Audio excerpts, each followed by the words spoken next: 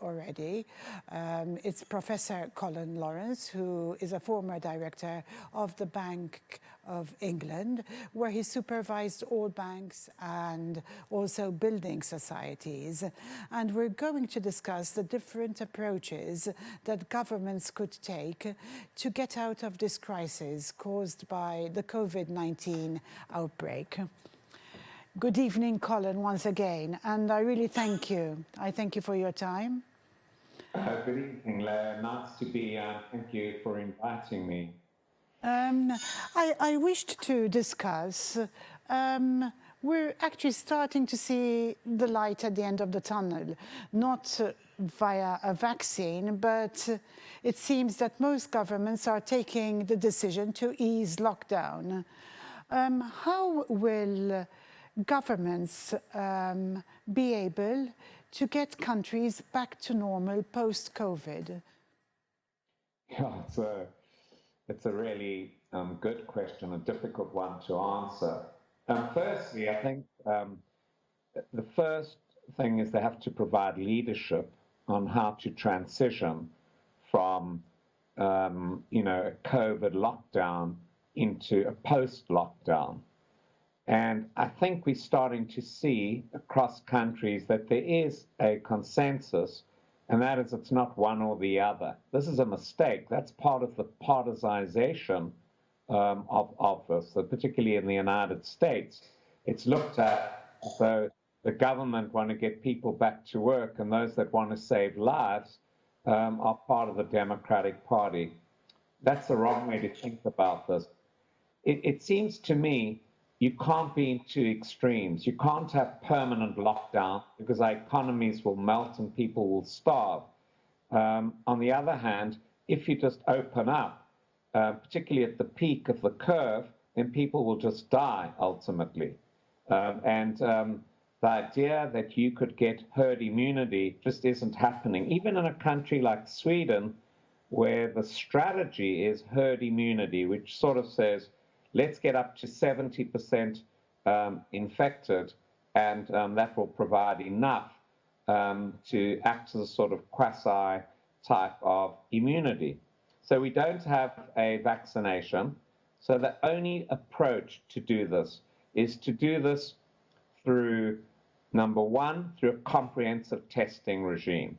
A lot of countries have been lacking in this. Now, what I mean by comprehensive testing regime is that anybody can get a test, and in each workplace, each business will have two types of tests.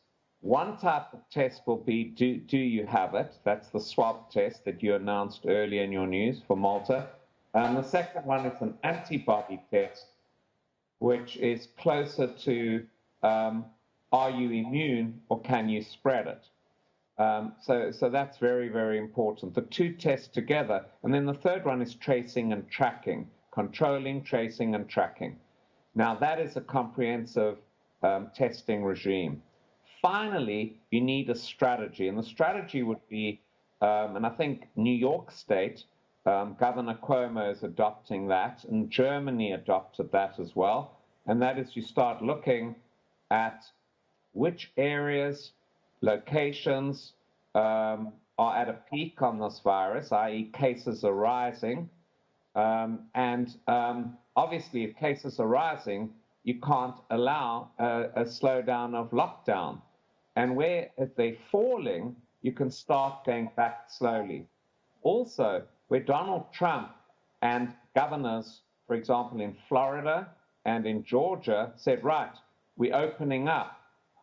Nothing happened. In China as well, and I said that on the last call, as long as people fear, and they should rightly fear, because they're vulnerable people, then we don't know everything about this virus, people won't go and shop. People will not go to shopping malls.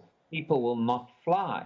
So you have to give confidence to the people, and confidence comes from a proper overall macro risk management system where you know, and what is reported is transparent, and you know the facts. Yes.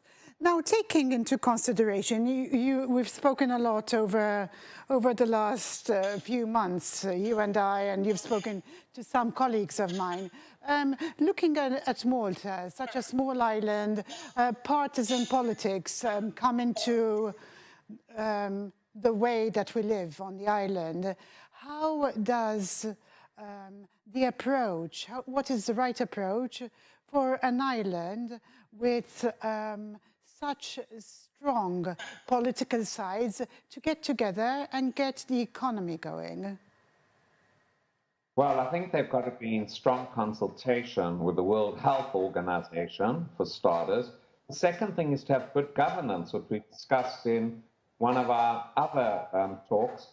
And good governance would mean you set up a Maltese-wide institution, and the institution, a center of control of the virus, is responsible for all decision-making. So it's not political. Neither party should have a say in it. It is a medical, economic, epidemiology decision, and both parties stay out. The minute parties enter, then you're going to get one party, which will be defined as the right-wing party, go out and open up businesses, and the left-wing party protect lives. But lives and livelihood are interconnected. Yes. So you need an optimal strategy that is not partisan. What are the risks, as a risk specialist yourself, what are the risks that each country, each government would face by the timing not being right, easing lockdown measures, perhaps too early or too late? Well, the first one is, obviously, the best one is getting it very, very early. In other words, having lockdown right to the inception, and I'm talking, into January and February, okay? Had that occurred, we wouldn't see the number of deaths at 300,000. You've got to get the timing right, and they were very, very late. Now, once you're late, you can't play catch-up by just opening up, because the number of cases are rising in many countries, and you've got ramifications for the labor force either way.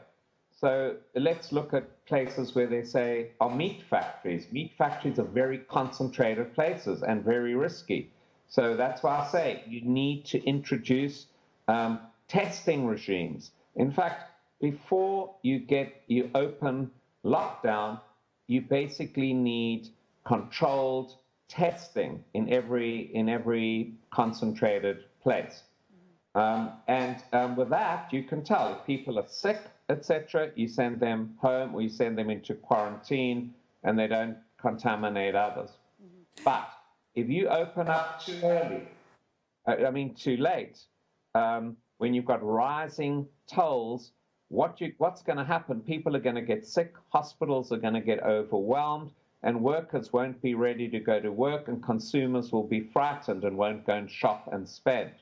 And the results for the economy are very obvious if the lockdown is too late. Yeah, it is, and it doesn't matter which route you pursue. For example, in Sweden, they decided on a structure whereby they go for herd immunity. So they've had more deaths than their neighbors, say Norway or Denmark, but at least they've got a comprehensive strategy, and they've introduced widespread testing, they've introduced trace and tracking, and so on. So, we don't know what will happen ultimately, who will outperform who. But the worst case is the politicizing this virus. Just a very brief comment, Colin, because we're coming towards the end of our talk today. As a statistician, what are your thoughts on the R factor, on the rate of infection? The R factor is just one measure, and it is such an unstable measure. In other words, although it's a number, so just to explain, if R is high, for example, 5, it just says that each individual will pass this virus on to another 5. Now, if it's less than 1, then it means that over time we should have less infections and therefore less deaths. Yes. But in practice, it's very hard to get it under 1. Yes. Now, that was the idea behind Sweden. But right now in Sweden, for that to work and for R to be effective, you need to have immunity together with a vaccine. That's when it happens, not under current circumstances. Thank you very much. Good weekend. Thank you very much, Professor Lawrence. Thank you. Thank you. Thank you. So I was with Professor Colin Lawrence, and I will be with you again tomorrow at 7 o'clock. Thank you for watching. Have a lovely evening. Leah Hogg.